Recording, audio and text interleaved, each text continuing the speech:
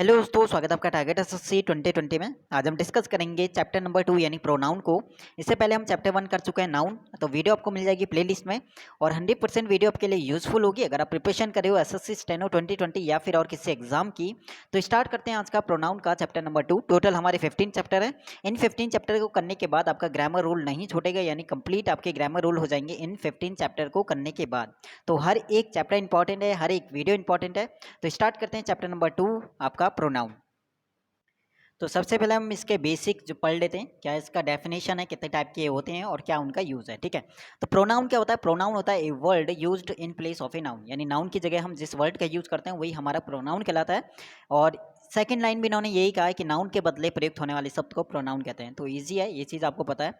Pronoun का use क्यों करते हैं? तो सिंपल सा है कि नाउन के रिपीटेशन को रोकने के लिए हम प्रोनाउन का यूज़ करते हैं, यानी किसी भी वाक्य में एक ही नाउन का प्रयोग करते हैं और अगर उसका नाउन का हम दोबारा यूज़ करते हैं तो वो चीज़ हमारा गलत हो गया, और नाउन का सेकंड टाइम यूज़ ना हो इसके लिए हम वहाँ पे नाउन की जगह यूज़ करते हैं प्रोनाउन का। तो ये आपका प्रोनाउन का यूज़ है। प्रोनाउन क्या होता है? नाउन की जगह आपका जिस वर्ड का यूज़ करते हैं वही आपका प्रोनाउन होता है। और प्रोनाउन का यूज़ इसलिए करते हैं ताकि किसी भी सेंटेंस में नाउन का रिपीटेशन ना हो। नाउन के रिपीटेशन को रोकने के लिए ही हम प्रोनाउन का यूज़ करते हैं। ठीक है, अब हम बात करते हैं इसके टाइप की। बात करें तो कितने टाइप के प्रोनाउन होते हैं, तो टोटल उन्होंने यहाँ पे 10 टाइप्स दे रखे हैं, तो एक बार देख लेते हैं। फर्स्ट आपका है पर्सनल प्रोनाउन। क्या होता है? पर्सनल प्रोनाउन में पुरुषवाचक होता है, जिसमें हम खुद की बात करते हैं, जैसे आई। पर्सनल प्रोनाउन कौन कौन से होते हैं? I, me, we, us, you, he, him, she, her, it, they, them, ये आपके पर्सनल प्रोनाउन के अंदर आते हैं। अधिकार वाचक, अधिक पॉजिटिव का मतलब क्या होता है? जहाँ पे आप अपना अधिकार बताते हो, मतलब माइन मतलब मेरा है, आवर मतलब हमारा, योर मतलब तुम्हारा, हिज मतलब उसका, हर मतलब उसकी, ठीक है, देयर्स मतलब उनकी या उनकी। तो यहाँ पे पॉजिटिव का मतलब क्या होता है? जहाँ पे आप अधिकार बताते हो कि मेरा है, तो ये आपके टाइप है पॉजिटिव का। डिमॉन्स्ट्रेटिव का मतलब क्या होता है? संकेत, जहाँ पे आप बताते हो, संकेत देते हो। दिस मतलब जिस चीज़ के आप इशारा कर रहे हो, दिस बॉक्स, इस बॉक्स की अगर बात कर रहे हो, दैट बॉक्स, उस बॉक्स की बात कर रहे हो, दीज बुक्स, उन बुक की बात कर रहे हो, दोज, तो दिस, दैट, दीज, दोज, ये आपके हैं टाइप। ये किसके एग्जाम्पल है? ये आपके होते हैं डिमॉन्स्ट्रेटिव प्रोनाउन। बात करते हैं डिस्ट्रीब्यूटिव। डिस्ट्रीब्यूटिव से आपको पता चल रहा होगा कि इसका मतलब क्या होता है? डिस्ट्रीब्यूट करना, बांटना, एक टाइप से व्यष्टिवाचक, मतलब ईच मतलब होता है प्रत्येक में, आइदर मतलब दो लोगों के लिए, नाइदर मतलब दो में से, निगेटिव में दो के लिए, एवरी मतलब प्रत्येक, नन मतलब कोई भी नहीं। ठीक है, फिफ्थ वाला आपका है रेसिप्रोकल। रेसिप्रोकल का मतलब होता है जो आपका पारस्परिक संबंधवाचक भी कहते हैं, मतलब ईच अदर मतलब एक दूसरे, वन अदर मतलब ये एक दूसरे, यानी जो रेसिप्रोकल का मतलब होता है एक दूसरे से कनेक्ट हो जो चीज़। ठीक है, रिफ्लेक्सिव मतलब क्या होता है? खुद की, निजवाचक मतलब खुद के बारे में, खुद के बारे में जो, माई सेल्फ मतलब अपनी बात करूंगा, अवर सेल्फ मतलब हम, योर सेल्फ, योर सेल्फ। देखो, योर सेल्फ और योर सेल्फ दो चीज़ दिया हुआ है। एक में एस सी एल एफ, ये हमारा जब योर सेल्फ सिंगुलर यूज होगा, और जब प्लूरल होगा तो योर सेल्फ यूज होगा। ठीक है, ऐसी him self, her self, it self, them self और वन सेल्फ। तो रिफ्लेक्सिव प्रोनाउन जिसमें सेल्फ लगा होता है, यानी तो वो चीज़ हमारा रिफ्लेक्सिव होता है, निजवाचक खुद को। एम्फेटिक और एम्फेसाइजिंग। एम्फेटिक मतलब जोर देने वाला, दबाव सूचक सर्वनाम जो होते हैं, जैसे माई सेल्फ यानी अपनी वो बात करेगा, आवर सेल्फ यानी हमारी बात करेगा, यूर सेल्फ। तो ये सभी हमारे एम्फेटिक में प्रोनाउन में भी आते हैं, यानी रिफ्लेक्सिव प्रोनाउन जो है वो हमारे एम्फेटिक प्रोनाउन के अंदर भी आते हैं। ठीक है, जैसे यू एग्जाम्पल दिया है कि यू और comma yourself are responsible for your problems. तो यू यानी वो जोर दे रहा है किस पे? खुद की बात कर रहा है, तुम्हारे ऊपर जो जोर दे रहा है, यानी तुम जो है खुद जो है रिस्पॉन्सिबल हो तुम्हारे खुद की प्रॉब्लम के लिए। ठीक है, तो ही हर टेम्पचर, वह खुद को क्या कर रहा है? चोट पहुंचाता है। ठीक है, तो खुद को दुखी करता है, तो ही हिमसेल्फ यानी खुद के ऊपर वो जोर दे रहा है। इनडेफिनिट से आपको पता चल रहा है कि अनिश्चयवाचक होता है। एवरीबडी हमें नहीं पता कि किसकी वो बात कर रहा है, समबडी हमें नहीं पता किसकी वो बात कर रहा है, नोबडी इन सभी वर्डों में, anybody, everybody, someone, no one, everything, something, nothing, और all, some, any, both, another, much, few, little, इन सभी में आप देखोगे इनडेफिनिट प्रोनाउन है। इनडेफिनिट इसलिए क्योंकि हमें नहीं पता कि वो किसकी बात कर रहा है। ठीक है, तो इसलिए इनडेफिनिट हो गया। एवरीबडी में सभी आ जाते हैं, समबडी में कुछ आ जाते हैं, तो वो सभी आप ईजी है यहाँ पे समझना इस चीज़ को। किसी भी रूल में डाउट होता है तो वो चीज़ आप कमेंट सेक्शन में पूछ सकते हो, या फिर टेलीग्राम में, कोई भी नया हो टेलीग्राम को ज़रूर ज्वाइन करना, लिंक उसका डिस्क्रिप्शन में मिल जाएगा। और इम्पॉर्टेंट चीज़ ये है कि हर एक वीडियो को सीरियस होकर देखना और लास्ट तक देखना, क्योंकि हर एक पॉइंट इंपॉर्टेंट है। बस इन 15 चैप्टर को यानी 15 वीडियोज़ को देखना है अच्छे से, उसके बाद उनकी एक्सरसाइज को देखना है। बस यहीं से आपके ग्रामर रूल क्लियर हो जाएंगे, और इसके बाद आपका कोई भी जो ग्रामर रूल से क्वेश्चन आता है तो वो गलत होने वाला नहीं है। ठीक है, नाइन्थ की बात बात करें 9 वाला रूल आपका रिलेटिव, रिलेटिव मतलब जो आपका संबंध बचाता है जिससे आप कनेक्ट होते हैं, जैसे हु मतलब who, whom, whose, which, that, ये सभी आपके रिलेटिव प्रोनाउन होते हैं। इंट्रोगेटिव में क्वेश्चन मार्क आता है, जैसे हु, होम, WH वाले जितने भी है क्वेश्चन मार्क वाले भी होते हैं, तो यही आपके इंट्रोगेटिव प्रोनाउन के अंदर आता है। तो 10 टाइप के प्रोनाउन है, ईजी है और ठीक है, इनका यूज़ वो बेसिक है, ये पता होना चाहिए। बाकी इनका यूज़ आपका कैसा होता है वो चीज़ हम आगे डिस्कस करते हैं। बाकी केस अगर बात करें प्रोनाउन की तो 3 टाइप के होते हैं, जैसे फर्स्ट पर्सन होता है, सेकंड पर्सन और थर्ड पर्सन। फर्स्ट पर्सन का मतलब क्या था, फर्स्ट पर्सन आपका सिंगुलर भी होता है प्लूरल। फर्स्ट पर्सन में आई और वी आते हैं, तो आई हमारा सिंगुलर हो गया और वी हमारा प्लूरल हो गया। सेकंड पर्सन भी हमारा सिंगुलर प्लूरल दोनों होता है, यानी यू को आप दोनों सेंस में यूज कर सकते हो, सिंगुलर भी और प्लूरल भी। और थर्ड पर्सन भी हमारा सिंगुलर और प्लूरल दोनों होते हैं, क्योंकि इसके अंदर ही, सी, इट भी आता है जो कि आपका सिंगुलर को बताता है, और दे भी आता है जो आपका प्लूरल को बताता है। इनके ऑब्जेक्टिव केस याद रखना है कि आई का ऑब्जेक्टिव केस मी होता है, वी का अस होता है, यू का यू ही होता है, और सी का हर होता है, ही का हिम होता है, और इट का इट होता है, और दे का ऑब्जेक्टिव केस क्या होता है, देम। बाकी इनका पॉजिटिव केस और पॉजिटिव एडजेक्टिव केस क्या होता है और पॉजिटिव प्रोनाउन क्या होता है वो भी आपका इंपॉर्टेंट रहेगा। अगर सबसे पहले हम पॉजिटिव एडजेक्टिव देखें आई का, तो माई हो जाएगा, वी का अवर हो जाएगा, यू का यूअर हो जाएगा, सी का हर, ही का हिज, और इट का इट्स हो जाएगा, और दे का देयर हो जाएगा। अगर हम बात करते हैं इनके पॉजिटिव प्रोनाउन की, तो आई का माइन होता है, वी का अवर्स होता है, यू का यूअर्स होता है, सी का हर्स होता है, ही का हिज होता है, इट का नहीं होता है, ठीक है, और दे का देयर्स आपका रहता है। तो बिल्कुल आपका ये चीज़, ये वाला जो आपका बॉक्स है ये लर्न होना चाहिए, पता होना चाहिए, बेसिक आपका रहेगा। और ये चीज़ आपको पता होना चाहिए कि क्या उसका, क्या आई का क्या सब्जेक्टिव केस होता है, क्या उसका आई का कौन सा ऑब्जेक्टिव केस होता है, क्या उसका पॉजिटिव एडजेक्टिव केस होता है, क्या उसका पॉजिटिव प्रोनाउन केस होता है, ठीक है। तो ये बॉक्स अच्छा है। नेक्स्ट आपका रहेगा, यहाँ से रूल स्टार्ट होता है कि यूज ऑफ पर्सनल प्रोनाउन का यूज हम कैसे करते हैं। पर्सनल प्रोनाउन के अंदर आपका सब्जेक्टिव केस को नॉमिनेटिव केस भी बोलते हैं, तो यहाँ पे कंफ्यूज नहीं होना। आई का इन्होंने सेम वही बॉक्स इन्होंने दिया है कि इसका ऑब्जेक्टिव केस दिया है, बस इन्होंने सब्जेक्टिव और ऑब्जेक्टिव केस इनका दिया है। आई का मी, सी का हर, दे का देम, वी का ही का हिम, इट का इट, और यू का यू। ये सभी आपका बेसिक है, ये पता आपको होना चाहिए, ठीक है। रूल नंबर 1 यहाँ से स्टार्ट होता है आपका प्रोनाउन का। फर्स्ट रूल नंबर 1 है कि किसी सेंटेंस की वर्ब के पहले प्रोनाउन का प्रयोग हो तो नॉमिनेटिव केस में होता है। मैं मतलब कहने का मतलब यह है कि आपका स्टार्टिंग में, यानी वर्ब से पहले आप जो भी प्रोनाउन यूज करोगे वो सब्जेक्टिव प्रोनाउन होता है, जो कि आपका एग्जाम्पल नंबर 1 में कि आई टीच हिम, तो टीच क्या है, एक वर्ब है, और वर्ब से पहले आपका प्रोनाउन यूज हुआ है आई, जो कि आपका क्या है, सब्जेक्टिव केस है। जैसे सेकंड वाला example, he is taught by me, और बाई के बाद आपका ऑब्जेक्टिव केस यूज होगा, ठीक है। ये चीज़ भी आपको याद रखना कि प्रोनाउन का जो प्रयोग वर्ब के बाद हो तो ऑब्जेक्टिव केस यूज होता है। अगर वर्ब के बाद आप प्रोनाउन यूज करते हो, जैसे टॉट, इज टॉट, इसकी वर्ब के बाद यूज हुआ प्रोनाउन मी, तो वहाँ पे ऑब्जेक्टिव केस, अगर पहले होता है तो वो सब्जेक्टिव केस। ये आपका सिंपल सा रूल था। रूल नंबर 2 है, अगर आपके किसी भी सेंटेंस में तीनों टाइप के प्रोनाउन होते हैं, यानी फर्स्ट पर्सन भी आ रहा है उसमें, सेकंड पर्सन भी आ रहा है, और थर्ड पर्सन भी आ रहा है, तो कौन सा आपको पहले यूज करना ये भी है। तो सिंपल सा है, अगर आपका जो सेंस है वो अच्छा सेंस है, अगर आप गुड सेंस है, तो वहाँ पे 2 3 1, यानी सेकंड पर्सन पहले यूज होगा, फिर थर्ड पर्सन, और फिर आपका फर्स्ट पर्सन। अगर आपका सेंस सेंटेंस का अच्छा है, अगर बैड सेंस है, तो वहाँ पे आपका फर्स्ट पर्सन पहले यूज होगा, फिर सेकंड, और फिर आपका थर्ड होता है। यही आपका रूल नंबर 2 कह रहा है, और यही आपका रूल नंबर 3 भी कह रहा है। तो फर्स्ट एग्जांपल देखो कि you, he and I shall study for the exam, तो study for the exam sense आपका अच्छा गुड सेंस है, तो इसलिए 2 3 1। अगर सेकंड चीज ये है कि जरूरी नहीं है कि तीनों पर्सन हो सकता है कि 2 पर्सन हो। अगर 2 पर्सन भी आता है तब भी आपको इसी सीक्वेंस में ही आपको यूज करना है। अगर जैसे सेकंड पर्सन नहीं दिया तो पहले आपको थर्ड पर्सन और फिर फर्स्ट पर्सन यूज करना है। अगर थर्ड पर्सन नहीं दिया तो पहले आपको क्या करना है, फर्स्ट पर्सन यूज करना है, और फिर आपका सेकंड पर्सन, ठीक है। पहले सेकंड पर्सन फिर, ये चीज आप देखो यहाँ पे फर्स्ट वाले में 2 3 1 के अकॉर्डिंग आया, ठीक है, और सेकंड वाले में 3 1। देखो यहाँ सेकंड पर्सन नहीं दिया था तो 3 1, यहाँ पे फर्स्ट पर्सन नहीं दिया तो 2 3 आपका यूज हो गया, ठीक है। तो सेंस इनका था गुड सेंस, और गुड सेंस में आपको यूज करना है 2 3 1 का। सेकंड पर्सन पहले यूज होगा, फिर थर्ड पर्सन, और फिर आपका फर्स्ट पर्सन।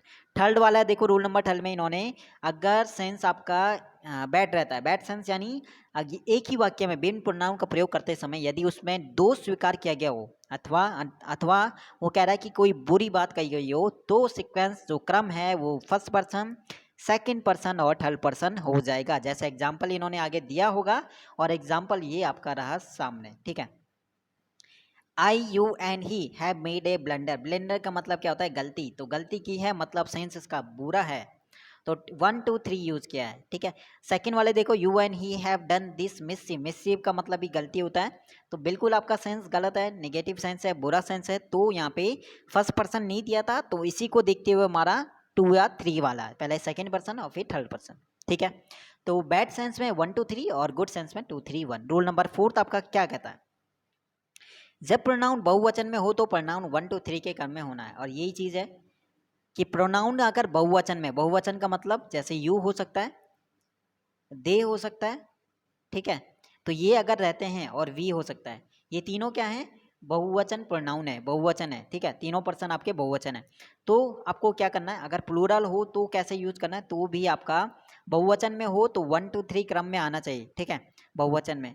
जैसे आपका we you and they should now get down to work, ठीक है। तो यहाँ पे ये चीज़ याद रखना, अगर तीनों ही पर्सन आपके बहुवचन हो, अगर प्रोनाउन आपका वी यूज होता है, यू यूज होता है और दे होता है, तो आपको वहाँ पे जो क्रम है वो 1 2 3 रखना है, ठीक है।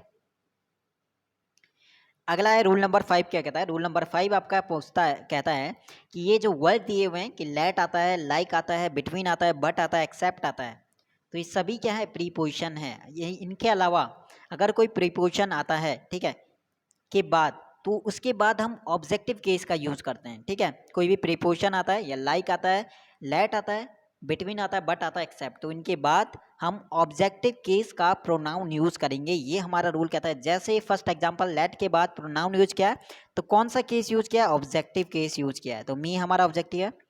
सेकंड वाले में देखो इन्होंने बिटवीन था, तो ये वाला गलत इसलिए किया क्योंकि बिटवीन हमारा के साथ हमें ऑब्जेक्टिव केस चाहिए, तो सी और आई दोनों सब्जेक्टिव केस है, इसलिए गलत हो गया।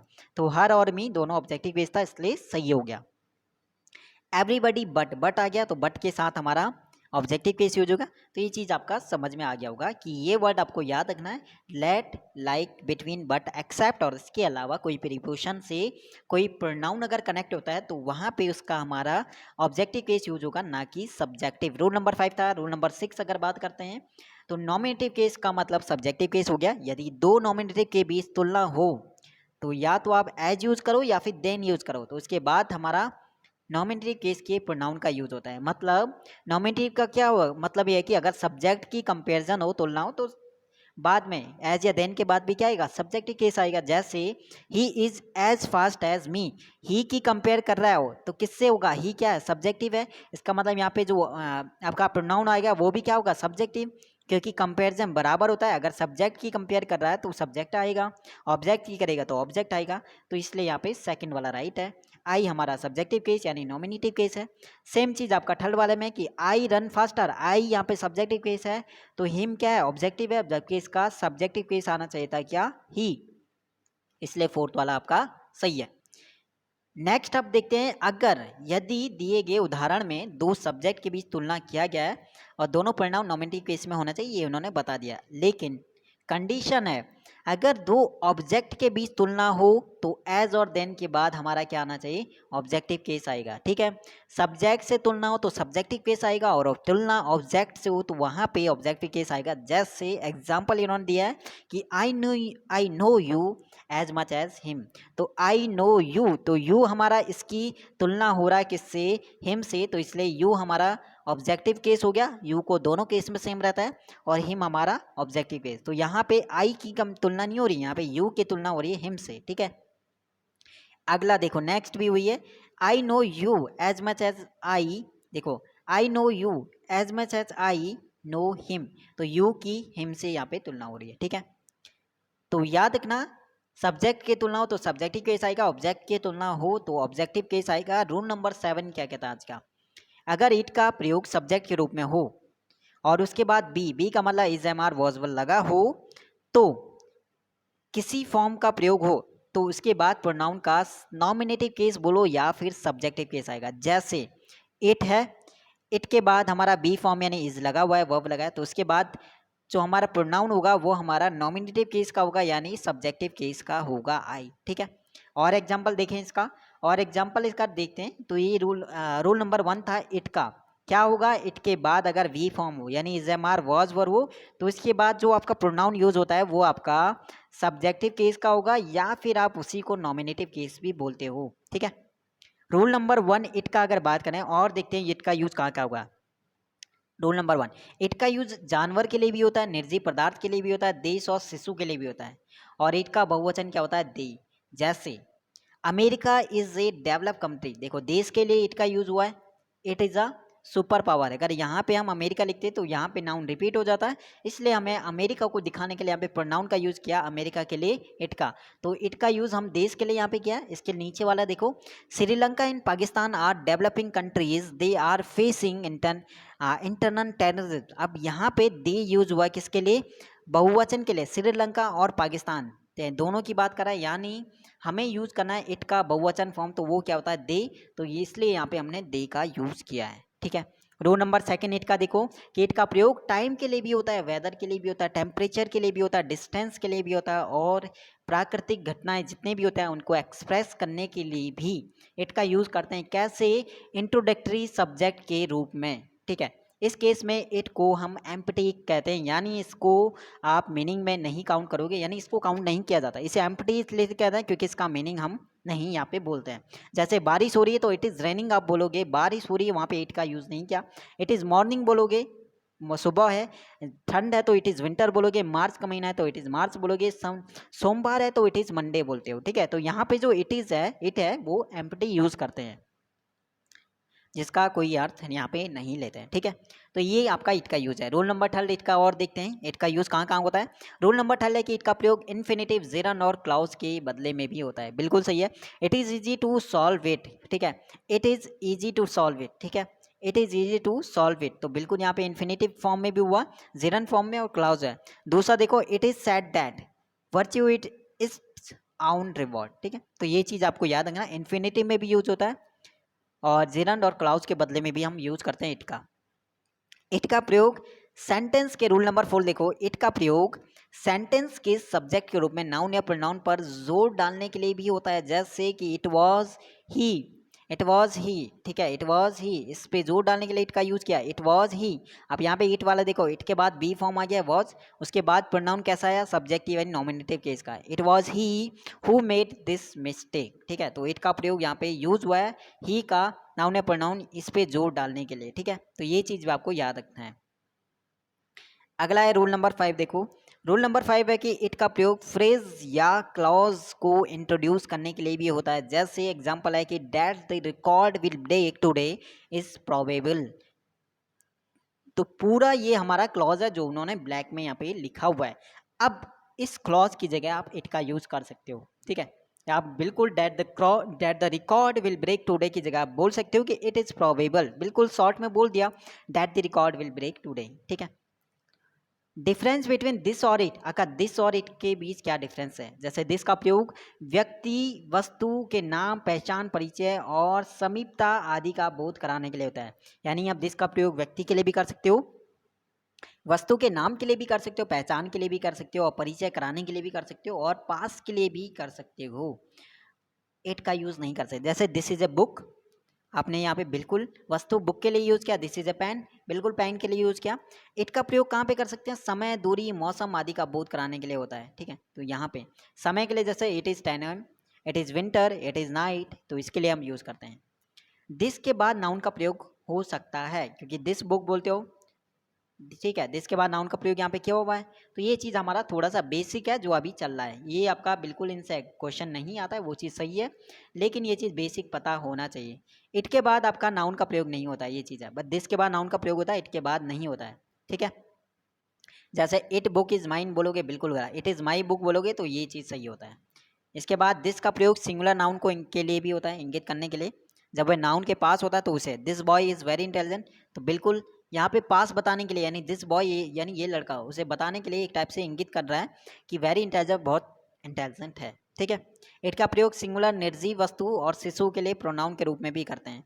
जैसे it is a splendid monument होता है। ठीक है, दिस के बाद नाउन का प्रयोग हो सकता है, जो कि हम अभी पढ़ चुके हैं कि दिस बुक आप माइन बोलोगे, दिस के बाद नाउन का प्रयोग हो सकता है। अगला फिर से वही बॉक्स आपका आ चुका है जो अभी हमने इससे पहले किया हुआ था, और ये बहुत ज़्यादा इंपॉर्टेंट बॉक्स आपका रहेगा। नॉमिनेटिव केस बोलो, सब्जेक्टिव केस बोलो, आई का पता होना चाहिए। पॉजिटिव एडजेक्टिव फॉर्म क्या होता है? माई, वी का आवर होता है, यू का यूर होता है, ही का हिज, सी का हर, इट का इट्स, दे का देयर।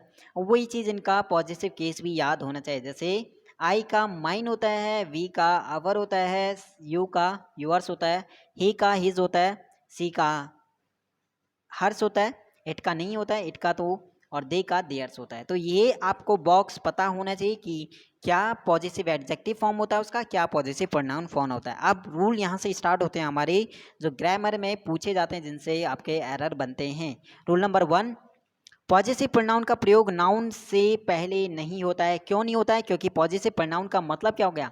अगर आप आवर्स बोलते हो तो इसका मतलब क्या हो गया? Our plus noun. जब आप इसे तोड़ोगे तो आवर प्लस नाउन होता है, इसलिए नाउन इसमें ऑलरेडी रहता है, तो आप नाउन का प्रयोग इसके बाद नहीं कर सकते, इन सभी के बाद, पॉजिटिव प्रोनाउन के बाद। ठीक है, तो वही चीज़ रूल नंबर 1 में इन्होंने बोला हुआ है कि आवर्स स्कूल नहीं होगा, बिल्कुल आवर्स होगा। क्योंकि या तो आप आवर स्कूल बोलो या आवर्स आप बोलोगे तो बिल्कुल वहाँ पे कंपैरिजन भी चाहिए, तो वहाँ पे आवर स्कूल्स नहीं होगा, आवर स्कूल आप बिल्कुल राइट हो जाएगा। ठीक है, नेक्स्ट आपका है कि पॉजिटिव एडजेक्टिव का प्रयोग नाउन के पहले होता है। दिस इज माई बुक आप बोलोगे, बिल्कुल दिस इज माई बुक आप बोलते हो, नाउन से पहले आप यहाँ पे किया हुआ है। अब नेक्स्ट इन्होंने क्या बोला, ये चीज़ उन्होंने बताया कि पॉजिटिव प्रोनाउन होता क्या आखिर, कैसे इन्हें हम लिख सकते हैं। माइन का मतलब क्या होता है? इसका मतलब होता है माई प्लस नाउन। आवर्स का मतलब आवर प्लस नाउन। इसीलिए रूल नंबर 1 यही इसलिए इन्होंने बोला था कि इनके साथ इनके बाद आप नाउन का यूज़ नहीं कर सकते, क्योंकि ऑलरेडी इनके अंदर नाउन रहता है। ठीक है, तो वो चीज़ आपको याद रखना है। अगला है आपका हिज का प्रयोग। हिज का पॉजिटिव एडजेक्टिव और पॉजिटिव प्रोनाउन दोनों ही एक फॉर्म में होता है, ये चीज़ हमने देखा ऊपर। और इट्स का पॉजिटिव एडजेक्टिव होता है, लेकिन इसका पॉजिटिव प्रोनाउन नहीं होता है इट्स का। ठीक है, रूल नंबर 2 आप देखोगे इसका, रूल नंबर 2, रूल नंबर 2 क्या कहता है कि पॉजिटिव प्रोनाउन का प्रयोग किसी सेंटेंस के वर्ब के सब्जेक्ट के रूप में होता है। बिल्कुल आप कर सकते हो। Yours is a new car आपको आप बोल सकते हो, बिल्कुल, क्योंकि योर्स का मतलब क्या हो गया? योर कार, जो इन्होंने सेकंड वाले में दिया है। ठीक है, तो आप इनका पॉजिटिव प्रोनाउन का प्रयोग भी सब्जेक्ट के रूप में भी आप कर सकती हो। ठीक है, your hers is a beautiful house, बिल्कुल आप बोल सकते हो। हर्स का मतलब ही क्या हो गया? Her house is a beautiful house, पूरा मीनिंग देता है, इसलिए रूल नंबर 2 यही कहता है। रूल नंबर 3 ये कहता है कि जो पॉजिटिव प्रोनाउन है उनका प्रयोग किसी सेंटेंस के वर्ब के ऑब्जेक्ट के रूप में भी हो सकता है। जैसे कैसे हो सकता है? He has lost my books as well as yours, बिल्कुल यहाँ पे ऑब्जेक्ट के रूप में हुआ। He has lost much books as well as yours. ठीक है, सेकेंड वाला save your time and my time too, तो बिल्कुल यहाँ पे हुआ है एक ऑब्जेक्ट के रूप में, तो इनका ऑब्जेक्ट के रूप में भी आप यूज़ कर सकते हो पॉजिटिव प्रोनाउन का। ठीक है, रूल नंबर 4 आपका क्या कह रहा है कि जो पॉजिटिव प्रोनाउन है उनका प्रयोग आप प्रीपोजिशन के रूप में भी कर सकते हो। जैसे I prefer your help to her, prefer के बाद टू यूज करते हैं, तो I prefer your help to her. अब यहाँ पे प्रेफर किसके लिए बोला? योर हेल्प, योर हेल्प यहाँ पे कंपेयर करा, कहीं ना कहीं प्रेफर यूज़ करते हैं, तो यहाँ पे भी हमारा क्या आना चाहिए? अगर यहाँ पे इन्होंने क्या यूज़ किया? एक टाइप से पॉजिटिव फॉर्म यूज़ किया है। ठीक है, तो यहाँ पे भी पॉजिटिव फॉर्म यूज है, इसलिए यहाँ पे हर्ष आएगा। हर्ष का मतलब क्या हो गया? हर हेल्प हो गया, इस सेंटेंस के अकॉर्डिंग हर हेल्प आएगा। I prefer your help to her help, यानी मैं उसकी मदद करने से अच्छा तुम्हारी मदद करना चाहता हूँ। ठीक है, तो your house is better than my, तो योर हाउस की कंपेयर कर रहा है, तो यहाँ पे क्या आएगा? माई हाउस बोलोगे ना आप, माई हाउस बोलो तो हाउस वाई यहाँ पे रिपीट हो जाएगा, इसलिए यहाँ पे हमें पॉजिटिव प्रोनाउन यूज़ करना पड़ेगा, यानी माइन यूज़ करना पड़ेगा। इसलिए यहाँ पे हम पॉजिटिव प्रोनाउन का प्रयोग ऑब्जेक्ट के रूप में भी कर सकते हैं। तो तीनों फॉर्म में हमने पढ़ा। पॉजिटिव प्रोनाउन का प्रयोग आप सब्जेक्ट के रूप में भी कर सकते हो और ऑब्जेक्ट के रूप में भी कर सकते हो। रूल नंबर 5 यहाँ पे देखते हैं क्या कहता है। रूल नंबर 5, कुछ वर्ड हैं जैसे सेपरेशन हो गया, लीव हो गया, एक्सक्यूज हो गया, mention, report, pardon, site, favour, इनके साथ पॉजिटिव केस का प्रयोग करना गलत है। ठीक है, यानी इनके साथ आप पॉजिटिव केस का प्रयोग नहीं कर सकते। आप कभी भी योर सेपरेशन नहीं बोलोगे, क्योंकि इसे आप लिख सकते हो separation from you, at his site the robbers fled, तो एट हिज साइट, तो हिज साइट ठीक है। अब यहाँ पे साइट वर्ड दिया था तो इसके साथ इन्होंने हिज यूज किया, बिल्कुल गलत हो गया, बल्कि आप इनके साथ पॉजिटिव केस यूज नहीं कर सकते हो। तो इन वर्डों को आपको याद रखना है। वर्ड क्या है? Separation, leave, excuse, mention, report, pardon, site, favour. इनके साथ पॉजिटिव केस यूज नहीं होता है, ये चीज़ याद रखना। एट हिज साइट को आप लिख सकते हो at the site of him. तो रूल नंबर 5 इंपॉर्टेंट था, इस पे आप स्टार करना रूल नंबर 5 पे। सेम चीज़ इन्होंने और एग्जांपल है कि I need your favour please. तो फेवर के साथ भी इन्होंने योर यूज़ किया जो अभी बोला था, तो फेवर ऑफ या फ्रॉम यू आप बोल सकते हो। मेंशन के साथ इन्होंने क्या किया? मेंशन ऑफ यू, ये बिल्कुल यहाँ पे यूज़ किया है। ठीक है। रूल नंबर 6 देखो कि पॉजिटिव प्रोनाउन में एस के बदले एपोस्ट्रॉफी के बदले एपोस्ट्रॉफी एस के बदले से पहले एपोस्ट्रॉफी का प्रयोग नहीं होता है। मतलब आप कभी भी देखो योर्स नहीं बोलोगे, ठीक है। जैसे योर्स होता है, आप कभी भी योर्स को योर्स नहीं बोलोगे, यानी जो एस है इनमें पॉजिटिव प्रोनाउन में जो एस लगा रहता है, हर्ष है, हर्ष में भी एस लगा हुआ है, और देयर्स है, देयर्स में भी एस लगा है, तो उससे पहले आपको possessive pronoun apostrophe s apostrophe sign का यूज़ नहीं करना, यही चीज़ कह रहे हैं। ठीक है। जैसे एग्जाम्पल देखो, इट्स है, तो इट्स में इन्होंने क्या कर दिया? एपोस्ट्रॉफी एस लगा दिया। इसका मतलब क्या होता है? इसका मतलब इट इज़ हो गया, इट इज़ नोज, जो कि गलत हो गया। इट्स नोज वो बोलेगा, ना कि इट इज़ नोज बोलेगा। तो ये चीज़ याद रखना कि पॉजिटिव जो प्रोनाउन है उनमें एपोस्ट्रोफी का यूज़ नहीं करना है। अगर जैसे योर्स है, अगर आपने योर्स को योर डैश एस लगा दिया, इसे अलग करके लिख दिया, तो यही चीज़ उन्होंने बोला कि योर्स नहीं होता है, हर्ष नहीं होता है, इट्स नहीं होता है। ठीक है, एपोस्ट्रोफी वाला याद रखना है। रूल नंबर 6 आपका इंपॉर्टेंट है। रूल नंबर 7, जीरन से पहले पॉजिटिव एडजेक्टिव यूज होता है, बिल्कुल इंपॉर्टेंट रूल है। जीरन से पहले, जैसे विनिंग है, विनिंग आपका जीरन फॉर्म है, इससे पहले माई पॉजिटिव एडजेक्टिव यूज किया है। ऐसे आपका डूइंग देखो, नेक्स्ट वाले में डूइंग आपका क्या है? जीरन है, इससे पहले आपका क्या है? हर क्या है? Positive adjective. तो जीरन से पहले पॉजिटिव एडजेक्टिव का यूज होता है। नेक्स्ट देखो, यूज ऑफ रिफ्लेक्सिव प्रोनाउन। तो रिफ्लेक्सिव प्रोनाउन का यूज कैसे होता है? रिफ्लेक्सिव प्रोनाउन का मतलब क्या होता है? जब वाक्य में स्वयं खुद को अपने आप को जैसे शब्द का यूज होता है, तो वहाँ पे रिफ्लेक्सिव प्रोनाउन का यूज करते हैं। जैसे the poor man poison himself and his children. Poor man यानी गरीब आदमी ने अपने खुद को और अपने बेटे को जहर दिया। ठीक है, जहर दिया था। अब कुछ ऐसे वर्ड हैं जिनके बाद आपको क्या करना है? पॉजिटिव रिफ्लेक्सिव प्रोनाउन का यूज करना है। जैसे एक्वेट आएगा, प्रशंसाजनक व्यवहार करना। ऐसे हमारा अवेल होता है लाभ उठाना, रिकनसाइल होता है स्वीकार करना बेमन से, अम्यूज होता है मनोरंजन करना, रिजाइन होता है हथियार डाल देना। ठीक है, या हार स्वीकार करना, अवेंस बदला लेना, एग्जल्ट प्रयास करना, अप्लाई करना ध्यान लगाना, और अडेप्ट क्या होता है? ढालना, एडजस्ट, स्प्राइट, अपसेंट, एंजॉय। इनके बाद रिफ्लेक्सिव प्रोनाउन का यूज करना है।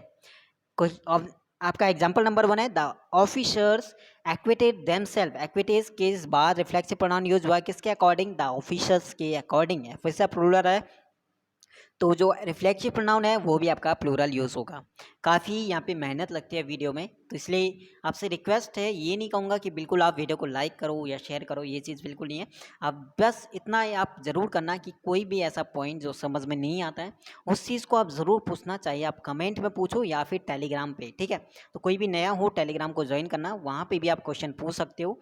नहीं तो आप कमेंट सेक्शन में अपना जो डाउट है वो चीज़ आप यहाँ पे कमेंट कर देना, जैसे ही टाइम मिलता है, जैसे ही हमारा।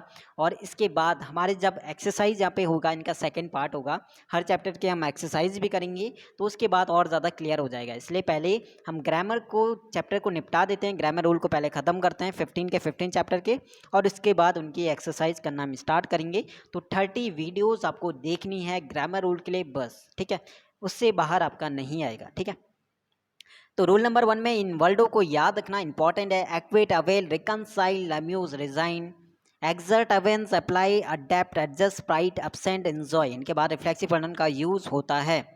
सेकंड रूल इन्होंने क्या दिया है? सेकंड रूल इसी में एक और दिया है कि जैसे दे इंजॉय, ये वाला देखो, they enjoy the party, reflexive pronoun की जरूरत नहीं है, लेकिन उन्होंने ऊपर कहा था कि इंजॉय के बाद रिफ्लेक्सिव प्रोनाउन आता है, लेकिन यहाँ पे नहीं किया। सेकंड वाले देखो, दे एंजॉय ड्यूरिंग वैकेशन, तो देम सेल्फ का प्रयोग एंजॉय के बाद होगा। ठीक, अब क्यों, कहाँ पे करते हैं, कहाँ पे नहीं करते हैं, देखो। जब एंजॉय के बाद ऑब्जेक्ट का उल्लेख हो, यानी जब इनके बाद ऑब्जेक्टिव का उल्लेख हो, तो रिफ्लेक्सिव प्रोनाउन नहीं होता है।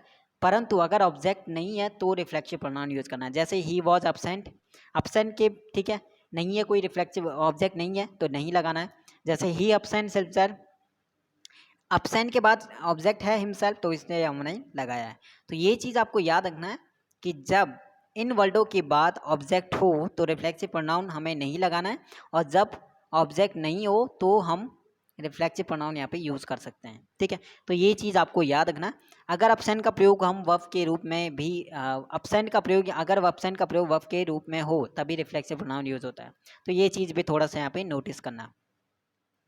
रूल नंबर सेकंड में भी कुछ वर्डों को याद करना है। जैसे कीप आता है, स्टॉप आता है, टर्न आता है, qualify, bathe, move, rest, height, इनके बाद रिफ्लेक्सिव प्रोनाउन का प्रयोग नहीं होता है। अब तक हमने उन वर्डों को उन वर्डों को पढ़ा रूल नंबर 1 में जिनके बाद होता है। अब उन वर्डों को याद करना है जिनके बाद नहीं होता है। जैसे keep, stop, turn, qualify, bathe, move, rest, hide, इन वर्डों को याद कर लेना, इनके बाद रिफ्लेक्सिव प्रोनाउन यूज़ नहीं होता है। जैसे you should keep your self, तो कीप के बाद रिफ्लेक्सिव प्रोनाउन यूज़ किया इन्होंने योर सेल्फ, जो कि गलत हो जाएगा। ही हाइड हिमसेल्फ, हाइड के बाद यहाँ पे हिमसेल्फ यूज़ किया जो कि आपका गलत हो जाएगा। ठीक है, तो इन वर्डों के बाद रिफ्लेक्सिव प्रोनाउन यूज़ नहीं करना है। तो रूल नंबर 1 2 मोस्ट इंपॉर्टेंट, यहाँ से हर एक रूल आपका रहेगा। रूल नंबर 3 देखो कि सब्जेक्ट और ऑब्जेक्ट के रूप में रिफ्लेक्सिव प्रोनाउन का प्रयोग तब तक नहीं होता है जब तक उससे पहले संबंधित नाउन या प्रोनाउन का उल्लेख नहीं हो। क्लियर है?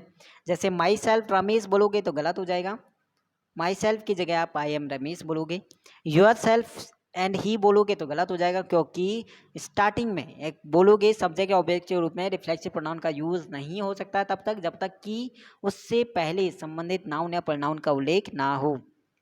अब थर्ड वाले में देखो, आई के बाद रिफ्लेक्सिव प्रोनाउन क्यों यूज़ हुआ है? क्योंकि माई सेल्फ बता रहा है किसके लिए? आई के लिए। यहाँ पे यूर सेल्फ बताना चाहिए यू के लिए, ऐसी माई सेल्फ फर्स्ट वाले में बताना चाहिए आई के लिए, यानी जिसके लिए वो रिफ्लेक्सिव प्रोनाउन यूज़ हुआ है वो आपका आना चाहिए। तो थर्ड वाले में माई सेल्फ किसके लिए आया? आई के लिए, तो इसलिए राइट हो जाएगा।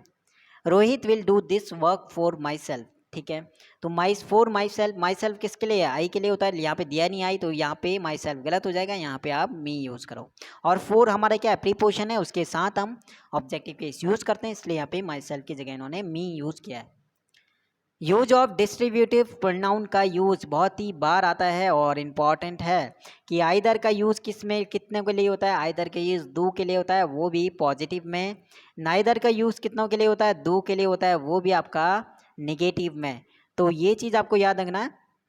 आइदर का प्रयोग दो में से किसी एक के लिए होता है, जैसे either of these three.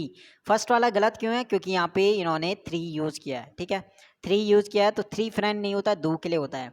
Either of these two pen, तो दूसरा वाला राइट। और दो से ज़्यादा के लिए अगर पॉजिटिव की बात करें तो वन ऑफ का यूज़ करेंगे। ठीक है, एनी या फिर वन का यूज़ करते हैं दो से ज़्यादा के लिए। ठीक है, तो ये चीज़ आपको याद रखना, सिंपल था। रूल नंबर सेकंड भी वही है, नाइदर का प्रयोग दो के लिए होता है, वो भी नेगेटिव में। ठीक है, और दो से ज़्यादा नेगेटिव के लिए किसका यूज़ करते हैं? हम नन का यूज़ करते हैं। जैसे एग्जाम्पल रूल नंबर 7 का सेकंड का example, neither of these to girls की बात हुआ है और नाइदर यूज हुआ है। ऐसे ही हमारा 4 सन्स की बात करेगा तो वहाँ पे नाइदर नहीं बल्कि नन यूज होगा, दो से ज़्यादा नेगेटिव के लिए नन यूज करते हैं। तो रूल नंबर 1 और 2 याद रखना, इज आपका इम्पॉर्टेंट है। नेक्स्ट आपका रहेगा कि रेसिप्रोकल प्रोनाउन का यूज़ कैसे करते हैं। जैसे रेसिप्रोकल में हमारा ईच अदर आता है, ठीक है, वन अनदर आता है। इनको रेसिप्रोकल, इसमें क्या होता है कि इसमें पारस्परिक संबंध को ये बताते हैं। जैसे रूल नंबर 1 इंपॉर्टेंट है कि ईच अदर का यूज़ हम यूज़ करते हैं दो व्यक्तियों के लिए, ईच अदर का दो के लिए। जैसे इससे पहले हमने किया कि आइदर का दो के लिए, और एनी या फिर एनी और वन का यूज़ करते हैं दो से ज़्यादा के लिए। ठीक है, ऐसे नेगेटिव में नाइदर का दो के लिए और नन का दो से ज़्यादा। ऐसे ही हमारा रेसिप्रोकल में भी होता है कि ईच अदर का यूज़ करते हैं हम दो लोगों के लिए। ठीक है, दो के बारे में अगर बताना हो तो ईच अदर का यूज़ करते हैं, और दो से ज़्यादा के लिए हम वन अनदर का यूज़ करते हैं। ठीक है, जैसे one example number 1, he was so afraid that his knees कितने होते हैं? दो ही होते हैं। नॉक्ड वन अनदर, तो दो नीज दो होते हैं, घुटने दो होते हैं, तो वन अनदर यूज़ नहीं करते, दो के लिए ईच अदर यूज़ करते हैं। तो यहाँ पे ईच अदर यूज़ करेंगे, ना कि वन अनदर। ऐसे हमारा सेकंड वाला देखो कि after the farewell the students of class 12 bet each other यहाँ पे क्लास 12 स्टूडेंट्स कितने हैं? दो तो ही होंगे, स्टूडेंट ज़्यादा होंगे, तो यहाँ पे ईच अदर गलत हो गया। दो से ज़्यादा के लिए आप वन अनदर यूज़ करते हैं। तो रेसिप्रोकल का रूल नंबर 1 इंपॉर्टेंट था। याद रखना उस चीज़ को। अब हम बात करते हैं डिमॉन्स्ट्रेटिव प्रोनाउन का यूज़ कैसे करते हैं। डिमॉन्स्ट्रेटिव में क्या आता है हमारा, दिस डैट दीज दोस और सच या फिर द सेम भी आप यूज़ करते हो। इनका प्रयोग जब नाउन के पहले होता है तो ये डिमॉन्स्ट्रेटिव एडजेक्टिव कहलाते हैं, अगर ये नाउन से पहले इनका यूज़ होता है तो, ठीक है। रूल नंबर 1, दिस का प्रयोग किसके लिए यूज़ करते हैं, पास के लिए। दिस का प्रयोग पास के लिए यूज़ करते हैं, पास में कोई भी आपका व्यक्ति या वस्तु के लिए यूज़ करते हैं। ऐसे आपका दीज का प्रयोग क्या होता है, पास के लिए होता है, ठीक है। और ये दिस का प्रयोग हम एक के लिए यूज़ करते हैं, एक के लिए, और दीज का प्रयोग पास के लिए यूज़ करते हैं लेकिन एक से ज़्यादा के लिए। बस यही चीज़ आपका दिस और दीज में अंतर है। दिस और दीज दोनों पास के लिए यूज़ होते हैं, लेकिन दिस एक के लिए, एक वस्तु अगर पास में है तो दिस बोलोगे, एक से ज़्यादा वस्तुएं पास में है या व्यक्ति पास में है तो आप दीज बोलोगे, ठीक है। ऐसे ही हमारा जैसे एग्जाम्पल ले लो, एग्जाम्पल ले रहे हैं जैसे दिस इज ए कैट, एक कैट है बिल्ली, उसकी वो बता रहा है और जो पास में है दीज आर कैट्स, बहुत सारी कैट्स हैं जो पास में है, तो यहाँ पे एक के लिए दिस यूज किया और ज़्यादा के लिए दीज यूज किया। रूल नंबर 2 डैट वाला देखो, इजी है डैट। डैट हमारा दूर के लिए होता है, दूर के लिए और किसी एक व्यक्ति या वस्तु के लिए। ऐसे हमारा दोज होता है दूर के लिए, लेकिन ये एक से ज़्यादा व्यक्ति या वस्तु के लिए होता है, ठीक है। जैसे डैट इज ए बुक, अब बुक क्या है, दूर है, तो डैट यानी एक बुक है, और दोज आर बुक्स यानी बुक्स क्या है, ज़्यादा हैं और दूर है, तो दूर के लिए होता है। और डैट एक व्यक्ति या वस्तु जो दूर है उसके लिए, और दो जो है एक से ज़्यादा व्यक्ति या वस्तु जो दूर है। तो दिस दैट दीज दोज का हमने यूज़ कर लिया। कैसे होता है, सिंगुलर नाउन के रिपीटेशन को रोकने के लिए आप डैट यूज़ का भी हम यूज़ कर सकते हैं। प्लूरल नाउन का अगर होता है रिपीटेशन, और सिंगुलर नाउन का अगर सिंगुलर नाउन का रिपीटेशन है तो उसके लिए हम डैट ऑफ यूज़ कर सकते हैं। अगर प्लूरल नाउन का रिपीटेशन है तो उसके रोकने के लिए आप दोज ऑफ का यूज़ कर सकते हो। जैसे the climate of the Pune, the climate of Pune is better than that of Mumbai. अब जो क्लाइमेट है वो क्या है, क्लाइमेट क्या है, एक अनकाउंटेबली बोलो या फिर सिंगुलर बोलो, सेंस किसका, सिंगुलर का है, सिंगुलर नाउन है। यहाँ पे द क्लाइमेट ऑफ मुंबई नहीं बोल सकते क्योंकि क्लाइमेट आपका रिपीट हो जाता है, और नाउन हमारा एक सेंटेंस में दो नाउन आपके नहीं आएंगे, रिपीट नहीं होते। उसके लिए हमने प्रोनाउन यूज़ किया किसका, डैट ऑफ का, डैट ऑफ मुंबई। अब यहाँ पे देखो अगर यही चीज़ आपका प्लूरल में होता है, the streets of Delhi, streets की बात करा प्लूरल, तो streets of Delhi are wider than the streets of Mumbai बोलोगे, लेकिन स्ट्रीट्स हमारा रिपीट हो जाता है, इसलिए इसे रोकने के लिए आपने दोज ऑफ यूज किया। तो डैट ऑफ सिंगुलर नाउन के रिपीटेशन को रोकने के लिए और दोज ऑफ प्लूरल नाउन के रिपीटेशन को रोकने के लिए हम यूज करते हैं। रूल नंबर 5 हमारा क्या कहता है कि सेंटेंस, किसी सेंटेंस में सिंगुलर काउंटेबल नाउन अगर दोबारा लिखने से बचने के लिए हम वन का भी प्रयोग करते हैं, जबकि प्लूरल काउंटेबल नाउन को दोबारा लिखने के लिए हम वंस का यूज करते हैं। अगर सिंगुलर काउंटेबल नाउन है उसे रोकना है, दोबारा नहीं आना है, तो वन का यूज करेंगे, और प्लूरल के लिए हम वंस का यूज करते हैं। जैसे this is the new version but that is an old one, ठीक है। This is the new version but that is an old one, ठीक है। तो न्यू वर्जन, इसको रोकने के लिए यहाँ पे दोबारा ना आए तो वन यूज किया। दीज आर न्यू बुक्स, तो बुक्स यहाँ पे, but those are old ones, तो यहाँ पे बुक्स को रिपीट रोकने के लिए एक टाइप से रिपीट ना हो तो इसलिए। तो यहाँ पे सिंगुलर था, यहाँ पे प्लूरल बुक्स थे, यहाँ पे न्यू वर्जन था, तो दोनों के यहाँ पे सिंगुलर के लिए वन यूज करो और प्लूरल के लिए वंस यूज करो, ठीक है। रिलेटिव प्रोनाउन का यूज देखो आप, रिलेटिव प्रोनाउन का, रिलेटिव प्रोनाउन में हमारे कौन आते हैं, हु, विच, दैट, वेट, व्हाट, व्हाई, ये सब आते हैं। I meet Veena, I met Veena who was returning from school. अच्छा रिलेटिव क्यों है, क्योंकि हु कनेक्ट कर रहा है किस, वीना को, ठीक है। आई मेट में मैं वीना से मिला था, हुआ जो कि रिटर्न वापस आ रही थी कहाँ से, स्कूल से, तो हु यहाँ पे कनेक्ट करता है रिलेटिव। अब रिलेटिव प्रोनाउन का रूल नंबर 1 कैसे पूछा जाता है एग्जाम में वो देखते हैं। Relative pronoun who, which, that का प्रयोग सबऑर्डिनेट क्लॉज के सब्जेक्ट के रूप में होता है। जैसे the boy who came here is a player, तो यहाँ पे एक सब्जेक्ट के रूप में हुआ है, ठीक है। अगला देखो यहाँ पे रूल नंबर 2 यहाँ पे रिलेटिव प्रोनाउन का देखते हैं क्या कहता है। रूल नंबर 2 यहाँ पे ये कहता है, ठीक है, रूल नंबर 2 ये कह रहा है कि relative pronoun who, home, which, that का प्रयोग सबऑर्डिनेट क्लाउड के वर्ब के ऑब्जेक्ट के रूप में भी होता है। तो होम तो हमारा ऑब्जेक्ट के रूप में कर सकते हैं, विच और डैट भी आप यूज कर सकते हो। जैसे I have a sun, home तो यहाँ पे ऑब्जेक्ट के रूप में हुआ है, आई लव वेरी मच, तो दोनों फॉर्म में आप यूज कर सकते हो। बस होम हमारा ऑब्जेक्ट में होगा, बाकी हु, विच, डैट को आप सब्जेक्ट के रूप में भी यूज, सबऑर्डिनेट क्लाउज के सब्जेक्ट के रूप में कर सकते हो यूज, और whom which that को आप ऑब्जेक्ट के रूप में भी यूज कर सकते हैं। ठीक है, रूल नंबर थर्ड देखो इसका relative pronoun. Rule number third है कि अगर एंड से जुड़कर दो एंटीसीडेंट्स का प्रयोग हो जिनमें से एक मनुष्य और दूसरा जानवर या फिर वस्तु हो, याद रखना जिनमें से एक मनुष्य और दूसरा जानवर भी हो सकता है या वस्तु हो, तो इसके बाद रिलेटिव प्रोनाउन डैट यूज करेंगे। यानी मनुष्य और जानवर या वस्तु के लिए आप डैट यूज करो। जैसे the man and his dog, एक मैन है मनुष्य हो गया और हिज डॉग यहाँ पे जानवर हो गया, तो वहाँ पे क्या यूज करा हमने, डैट यूज करा है। ठीक है, तो ये चीज़ आप रिलेटिव प्रोनाउन डैट यूज वहाँ पे करना है। फोर्थ वाला रूल है कि सुपरलेटिव डिग्री के बाद डैट का प्रयोग होता है। कैसे होता है, mister Sharma is the most laborious man, तो द मोस्ट हमारा सुपरलेटिव है और उसके बाद यहाँ पे यूज हुआ है that, that I have ever में सीन। रूल नंबर 5 का ये भी इंपॉर्टेंट है कि ऑल का प्रयोग व्यक्ति के लिए हो तो इसके बाद हु या डैट आता। अगर ऑल का प्रयोग हम व्यक्ति के लिए यूज करते हैं तो उसके बाद हु या डैट का प्रयोग होगा, ना कि हुम या विच का। जैसे ऑल हु या all that are interested to do this work can start now, तो यहाँ पे व्यक्ति के लिए यूज हुआ है तो हु या डैट यूज करो। रूल नंबर 6 आपका कहता है कि ऑल का प्रयोग अगर वस्तु के लिए हो तो वहाँ पे डैट का प्रयोग होगा, वहाँ पे हु का यूज नहीं करेंगे। ठीक है, तो हु होम विच का यूज नहीं होगा वहाँ पे। देखिए all that glitters is not good, तो यहाँ पे ग्लिटर्स ठीक है इज नॉट गुड, गोल्ड की बात कर रहा है।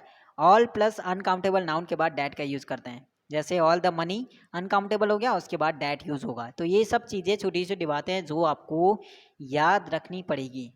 रूल नंबर 7 भी देख लेते हैं, इंपॉर्टेंट रूल नंबर 7 को स्टार करना। इंपॉर्टेंट रूल नंबर 7 है इन वर्ल्डों को याद रखना कि everything nothing the only any all everyone none no nobody much little the same the few the little, इनके बाद डैट का यूज होता है। सभी को याद रखना है, everything nothing the only any all everyone none no nobody much little the same the few the little, इनके बाद डैट का यूज होता है। ठीक है, कैसे एग्जाम्पल देखो, first my father has given me everything that I need, everything use है उसके बाद दैट यूज किया। सेकंड वाला this is the only use किया उसके बाद पेन दैट यूज किया। My wife has spend the little use किया, मनी उसके बाद डैट यूज किया। तो इन सभी के बाद हमें यूज करना पड़ेगा, अगर हम प्रोनाउन यूज करें तो वहाँ पे डैट यूज करना पड़ेगा, रिफ्लेक्सिव और रिलेटिव प्रोनाउन। रूल नंबर 8 है कि वर्ब के स्पष्ट रहने पर, वर्ब के स्पष्ट रहने पर ठीक है द सेम प्लस नाउन के बाद डैट का यूज होता है। जैसे this is the same man, फिर यहाँ पे डैट डिसीव मी। ठीक है, तो यहाँ पे वर्ब का स्पष्ट है कि this is the same man that deceive me, तो यहाँ पे द सेम और यहाँ पे उसके बाद नाउन आया है मैन और उसके बाद आपको डैट यूज करना पड़ेगा, क्योंकि ये चीज़ यहाँ पे क्लियर कर रहा है, स्पष्ट कर रहा है। यूज ऑफ इंट्रोगेटिव प्रोनाउन का यूज, जैसे इंट्रोगेटिव प्रोनाउन में who which who whom whose which इनका यूज होता है। ये सभी हमारे WH वाले इंट्रोगेटिव प्रोनाउन हो गया। अब यहाँ पे सिंपल सा है कि हु इज प्लेइंग है तो यहाँ पे सब्जेक्ट की तरह पे हुआ है, हुम हैज़ ही इन्वाइटेड यहाँ पे ऑब्जेक्ट की तरह हुआ है, और हुज बुक इज यहाँ पे पता लगाने के लिए कि किसका है वो चीज़ है। तो रूल नंबर 1 तो ज़्यादा कुछ पूछता नहीं, ईजी है जो आपको पता चल रहा है। रूल नंबर 2 प्रीपोजिशन प्लस हुम का प्रयोग होता है, लेकिन प्रीपोजिशन प्लस हु का यूज, यानी प्रीपोजिशन हो और इसके बाद हुम हु दिया हो तो बिल्कुल गलत होगा, उसके बाद हुम यूज किया। जैसे बाई प्रीपोजिशन है उसके बाद हुम यूज करोगे बिल्कुल सही है।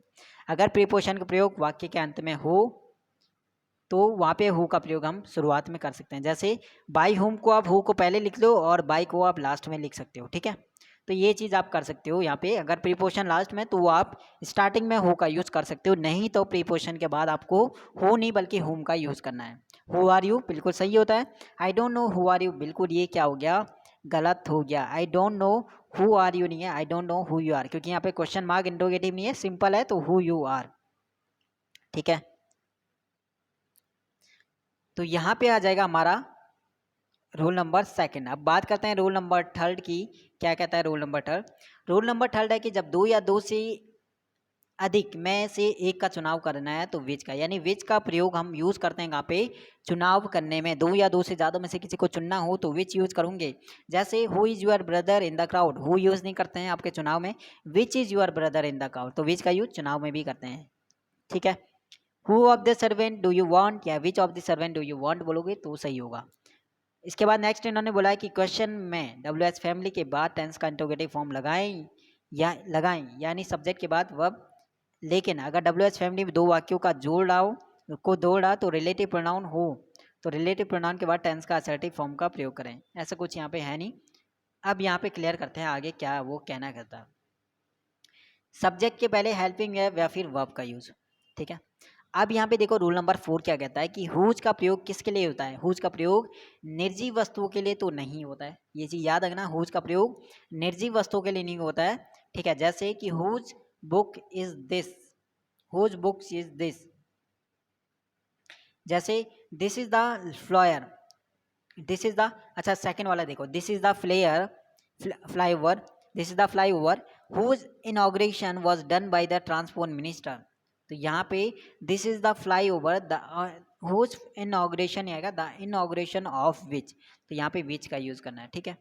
तो ये चीज है कि यहाँ पे हुज का यूज नहीं करना है निर्जीव वस्तु के साथ, ठीक है। निर्जीव वस्तु के साथ हु का यूज नहीं करना है, तो ये चीज यहाँ पे याद रखना है।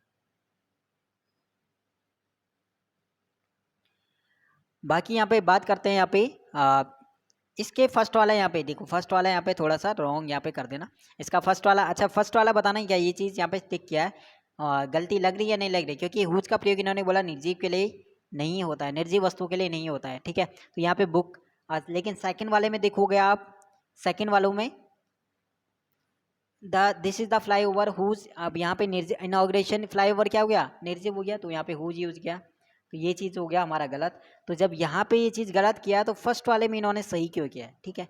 तो रूल नंबर 4 का इस चीज़ को बताना, देखते हैं कितना यहाँ पे क्या ये चीज़ सही है या गलत है। हुज बुक इज दिस, क्या सही लिखा हुआ है या फिर गलत लिखा हुआ है, ठीक है। अच्छा हुज तो हम दोनों के लिए भी करते हैं, हुज सजीव के लिए भी करोगे निर्जीव के लिए भी, तो बताना है कि हुज बुक इज दिस, क्या ये चीज़ सही है या गलत है, कमेंट सेक्शन बताना। और नहीं तो कोई भी डाउट होता है उस चीज़ को भी आपको पूछना है, ठीक है। तो रोल नंबर 4 का फर्स्ट वाला बताना है क्या सही लिखा है गलत लिखा है। अच्छा pronoun in relation to subject verb agreement, देखो ये चीज़ आपका थोड़ा सा, ये आपका सब्जेक्ट वर्ब एग्रीमेंट में भी ये सभी रूल आपके आएंगे, लेकिन यहाँ पे भी एक बार आप पढ़ लेना। जैसे दो सब्जेक्ट, अगर इन सभी वर्डों को, इंपॉर्टेंट रूल है इसे यहाँ पे स्टार कर लेना, इंपॉर्टेंट है, ठीक है। स्टार कर लेना इंपॉर्टेंट है कि एज वेल एज आता है, विद आता है, अलोंग विद आता है, टुगेदर विद आता है, and not, in addition to, but, besides, except, rather than, accompanied by, like, unlike, no less than, nothing but। अगर इनसे दो सब्जेक्ट जुड़े हुए हो तो जो पॉजिटिव प्रोनाउन है वो फर्स्ट वाले के अनुसार हमारा लगेगा, फर्स्ट वाले के अकॉर्डिंग लगेगा। कैसे, एग्जाम्पल देखो, रीता एज वेल एज से दो सब्जेक्ट जुड़े हैं, एक रीता है और दूसरा हर फ्रेंड, तो जो पॉजिटिव केस है हर किसके अकॉर्डिंग लगेगा, रीता के अकॉर्डिंग, ठीक है। तो ये चीज़ याद रखना। ऐसे सेकंड वाला भी है, अलॉन्ग विथ के साथ दो सब्जेक्ट जुड़े हैं, एक माई फ्रेंड रीना और दूसरा है हर सिस्टर, तो जो पॉजिटिव केस है हर किसके अकॉर्डिंग आया होगा, रीना के अकॉर्डिंग, ठीक है। तो ये चीज़ आपको नोट करना है, रूल नंबर 1 इंपॉर्टेंट है, रूल नंबर 2 भी आपका इंपॉर्टेंट होगा, यहाँ से सभी रूल इंपॉर्टेंट है। जब दो सब्जेक्ट को आइदर और, नाइदर और, नॉट ओनली बट आल्सो या फिर नन बट से जोड़ा जाए तो पॉजिटिव प्रोनाउन नियरेस्ट सब्जेक्ट के अनुसार होगा। जैसे neither the staff members not the manager, तो not the manager was taking his task seriously, तो जो पॉजिटिव प्रोनाउन है किसके पास है, द मैनेजर के पास है, तो मैनेजर के पास है तो इसके अकॉर्डिंग ये आएगा, ठीक है। तो ये चीज़ आपको याद रखना है। Roll number 3 important, rule number 3 भी आपका रहेगा बिल्कुल।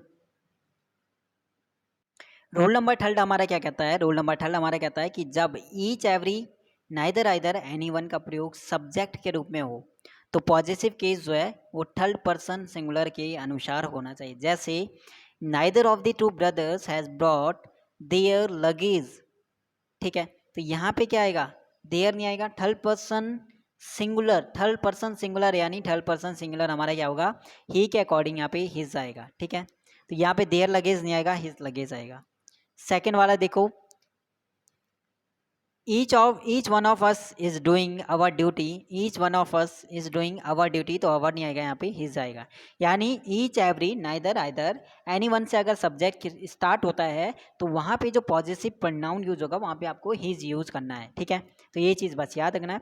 रूल नंबर 4 तक बात करते हैं। रूल नंबर 4 कि यदि कलेक्शन नाउन जैसे ज्यूरी, आर्मी, फीट, क्रू का प्रयोग सेंटेंस के सब्जेक्ट के रूप में हो तो क्या चेंजेस होगा, अगर इनका प्रयोग सब्जेक्ट के रूप में हो या तथा इससे समूह का अगर बोध होता है तो सिंगुलर प्रोनाउन तथा एडजेक्टिव जैसे इट, इट्स और इटसेल्फ का प्रयोग जरूरत के अनुसार होता है। जैसे रूल नंबर 1 ऐसा क्यों बोला है? क्योंकि उनका कहने का मतलब ये है कि अगर ये आपके कलेक्टिव नाउन यूज़ होते हैं सिंगुलर, तो बिल्कुल आप इट, इट्स और इटसेल्फ यूज़ करो, नहीं तो इट, इट्स, इटसेल्फ हमारा यूज़ नहीं होगा। जैसे फर्स्ट है the jury has given their verdict. अब यहाँ पे ज्यूरी यूज़ हुआ है किसके? प्लूरल सेंस में यूज़ हुआ है, तो इसलिए यहाँ पे देयर यूज़ हमारा सॉरी ज्यूरी यहाँ पे एक सिंगुलर यूज हुआ है, तो यहाँ पे क्या आएगा? ज्यूरी के अकॉर्डिंग यहाँ पे देयर नहीं आएगा, देयर की जगह इट्स आएगा।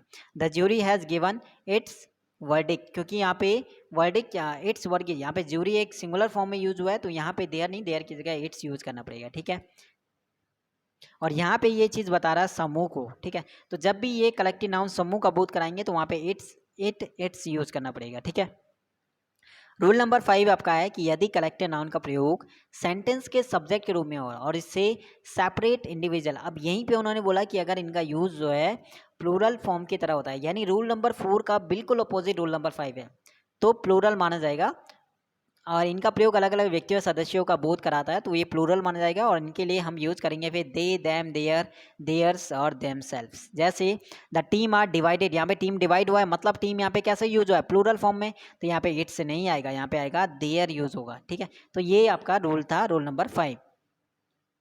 रूल नंबर 6 आपका क्या कहता है? रूल नंबर 6 है यदि दो या दो से अधिक सिंगुलर नाउन्स एंड से जुड़कर प्रयुक्त हो तो इसके लिए प्लूरल प्रोनाउन या और एडजेक्टिव जैसे दे, देम, देयर, देयर्स, देमसेल्फ का प्रयोग है। बिल्कुल सही चीज़ है। ये कह रहा है कि यदि दो या दो से अधिक सिंगुलर नाउन एंड से जुड़े हैं तो वो क्या बन जाएंगे? प्लूरल फॉर्म बना देंगे। तो प्लूरल फॉर्म बना देंगे तो वहाँ पे हमें नाउ प्रोनाउन भी प्लूरल यूज करना पड़ेगा और एडजेक्टिव भी। ठीक है, तो राम एंड श्याम दो हो गए तो यहाँ पे देयर आएगा, प्लूरल फॉर्म आएगा। बिल्कुल सही है, प्लूरल प्रोनाउन आएगा तो राइट हो जाएगा। ठीक है, रूल नंबर 7 देखो, इंपॉर्टेंट है। यदि दो सिंगुलर नाउन एंड से जुड़े हो और सिर्फ पहले सिंगुलर नाउन के पहले आर्टिकल हो तो इससे पॉजिटिव या पॉजिटिव एडजेक्टिव प्रयोग हुआ हो तो इससे एक ही व्यक्ति या वस्तु का बोध होता है। बिल्कुल सही ये चीज़। तो इसके लिए हमें क्या यूज़ करना पड़ेगा? एडजेक्टिव तो हम ही, हिम, हिज, हिमसेल्फ का प्रयोग कर सकते हैं और इट, इट्स, इटसेल्फ का प्रयोग वस्तु के लिए। तो अगर व्यक्ति है तो ही, हिम, हिमसेल्फ यूज करो, नहीं तो इट, इट्स, इटसेल्फ वस्तु के लिए। जैसे द सेक्रेटरी एंड ट्रेजर, तो सेक्रेटरी से पहले आर्टिकल डाल लिखा ना कि ट्रेजर क्या है, इसका मतलब ये दोनों क्या है? एक ही है। द सेक्रेटरी और ट्रेजर एक ही है, तो यहाँ पे देयर नहीं आएगा, देयर की जगह क्या यूज करना पड़ेगा? हिज यूज करना पड़ेगा। अगर दो नाउन है और आर्टिकल एक लगा हो फर्स्ट वाले के अगर, तो वो चीज़ एक माना जाएगा और वहाँ पे हमें जो प्रोनाउन है वो भी सिंगुलर यूज करना पड़ेगा। रूल नंबर 8 की बात करें, रूल नंबर 8 क्या कहता है? यदि दो सिंगुलर नाउन एंड से जुड़े हो और सिंगुलर नाउन दोनों से पहले आर्टिकल है तो वो चीज़ क्या हो जाएंगे? दो हो जाएंगे। अब यहाँ पे देखो द सेक्रेटरी के आगे भी नाउन आर्टिकल है और ट्रेजर की, तो ये दोनों अलग हो जाएंगे। दो है तो यहाँ पे हिज नहीं आएगा, अब क्या आ जाएगा? देयर यूज होगा। ठीक है, रूल नंबर 9 देखो, यदि दो या दो से अधिक सिंगुलर नाउन एंड से जुड़े हो और सिंगुलर नाउन के पहले ईच या एवरी लगा हो तो वो सिंगुलर हो जाएगा, ईच या एवरी लगेगा, तो वहाँ पे हमें सिंगुलर प्रोनाउन, सिंगुलर एडजेक्टिव और सिंगुलर ही वर्ब यूज करना पड़ेगा। ठीक है, क्योंकि ईच, एवरी ये उसे बना देंगे सिंगुलर और सब कुछ हमें सिंगुलर यूज करना पड़ेगा। जैसे एग्जाम्पल देखो, every shoulder and every seller, तो बिल्कुल सिंगुलर हो गया, तो वर्ब नाउन वर्ब भी सिंगुलर हो गया और यहाँ पे देयर गलत हो जाएगा, तो यहाँ पे क्या आएगा? हिज आ जाएगा। मैनी, ए और एन, मैनी के बाद अगर ए और एन आता है और उसके बाद नाउन आता है तो हमें क्या करना है? यहाँ पे सिंगुलर सब्जेक्ट वर्ब भी सिंगुलर यूज होगा और सिंगुलर प्रोनाउन और एडजेक्टिव भी यूज होगा, क्योंकि ए और एन से वो चीज़ बन गया सिंगुलर। तो मैनी या शोल्डर हैज़, वर्ब भी सिंगुलर आ गया और प्रोनाउन भी सिंगुलर और हिज यहाँ पे हो जाएगा। ठीक है, तो ये चीज़ इंपॉर्टेंट रूल था, रूल नंबर 10। अब डिस्ट्रीब्यूटिव प्रोनाउन की अगर बात करें, यहाँ पे अगर हम बात करते हैं डिस्ट्रीब्यूटिव प्रोनाउन की, तो रूल नंबर 1 ये कहता है कि ईच ऑफ की अगर बात करें, आइदर ऑफ, नाइदर ऑफ, तो इनके बाद हमारा प्लूरल नाउन आएगा और प्लूरल प्रोनाउन आएगा, इनका यूज करेंगे। जैसे ईच ऑफ द बॉय, यानी ईच ऑफ द बॉय, अब यहाँ पे बॉय यानी बहुत सारे हैं, उनमें से प्रत्येक की बात करें तो बॉय यानी एक नाउन है, वो हमारा प्लूरल आएगा तो बॉयज आएगा और उसके बाद प्रोनाउन भी हमारा प्लूरल आएगा। ठीक है, हैज़ ए नोटबुक। ठीक है, each of the boys has a notebook, तो ये चीज़ आपको याद रखना कि अगर each of, either of, neither of आएगा तो इनके बाद जो नाउन है वो तो प्लूरल आएगा और जो आपका प्रोनाउन है वो भी आपका प्लूरल आएगा। सेकंड, रूल नंबर 2 क्या कहता है? Each of, either of, neither of के बाद प्लूरल नाउन के पहले दा का यूज होगा है। जैसे यहाँ पे भी क्या है, रूल नंबर 1 में भी इन्होंने किया था दा का use, each of the boys, ठीक है, यही चीज़ वो कह रहा है कि ईच, आइदर, नाइदर, एनी के लिए सिंगुलर प्रोनाउन और सिंगुलर वर्ब का यूज होता है। ठीक है, अगर ऑफ कनेक्ट होगा तो वहाँ पे प्रोनाउन सिंगुलर हो जाएगा, नाउन सिंगुलर प्लूरल हो जाएगा। ठीक है, लेकिन अगर खाली ईच, आइदर, नाइदर, एनी आता है तो वहाँ पे सिंगुलर प्रोनाउन आ गया, सिंगुलर वर्ब। जैसे each of the boys singular verb आ गया, लेकिन प्रोनाउन भी हमारा क्या होगा, वहाँ पे प्रोनाउन क्या होगा, प्रोनाउन भी हमारा सिंगुलर यूज होगा।